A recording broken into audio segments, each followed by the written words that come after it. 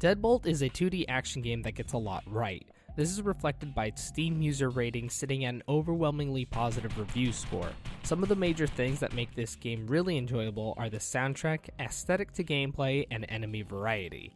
First, the soundtrack is amazing. It spans around 1 hour and 20 minutes of funky synth goodness. I listen to it even when not playing the game, though it does bring back memories of me dying, but it's worth it. Next, the aesthetic is nothing special, just another pixel art game, but it's incorporated really well into how you actually play the game. Your cursor is dynamic in the sense that it actually gives you information. Depending on what gun you are using, the further you aim, the bigger your cursor gets. This allows you to see how inaccurate your shot can be if aiming for something farther away. This is a small feature but really helpful.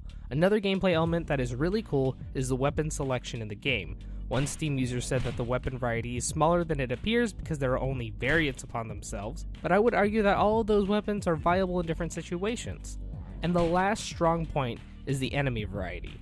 In similar games like Ronin, the enemy variety was very limited because the game focused on more of figuring out the levels in a puzzle way. This game adds new kinds of enemies throughout the game, so the roster of enemies will expand for 9 levels, and then a whole new cast of enemies will replace them for another buildup of new enemies.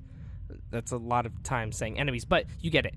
This actually repeats 2 times, offering a wide variety of the enemy types. Some black marks on this game include very basic AI. For the most part, this will not be a problem, but it can fuck you over due to its simplicity. It feels like the development studio Hoppo Games just used the AI from their last game, Risk of Rain, in which enemies just pace back and forth for the most part.